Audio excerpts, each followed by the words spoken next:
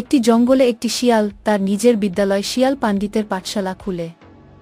একটি কুমির এই বিদ্যালয়ের কাজ দিয়ে যাওয়ার সময় শিয়াল পণ্ডিতের কাছে আসে এবং তার সন্তানদের শিক্ষার জন্য আনার আহ্বান জানায়। শিয়াল পণ্ডিত রাজি হয় এবং কুমিরগুলোকে তার কাছে নিয়ে আসে। কুমির যখন নদীতে সাঁতার কাটছিল, শিয়ালটি তার পরিকল্পনা অনুযায়ী কুমিরের সন্তানদের একে একে খেয়ে ফেলতে শুরু করে। কুমির পাঠশালায় ফিরে গিয়ে দূরে থেকে তার সন্তানদের দেখে।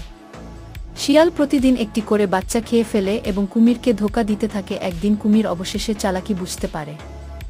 একদিন শিয়ালটি নদী পার হচ্ছিল, কুমিরটিও লুকিয়ে ছিল নদীর নিচে। কুমির ক্ষিপ্ত হয়ে শিয়ালের পায়ের দিকে তেড়ে যায়, কিন্তু শিয়াল পণ্ডিত তৎক্ষণাৎ পালিয়ে যেতে সক্ষম হয়। জঙ্গলের সকল প্রাণী একত্রিত হয় এবং তার চালাকির জন্য বন্দী করে। শেষে শিয়াল পণ্ডিতকে গাছে ঝুলিয়ে রাখা হয় এবং সে তার কার্যকলাপের পরিণতি বুঝতে পারে। এ কি আপনারা এখনও চ্যানেলটি সাবস্ক্রাইব করেনি কেন?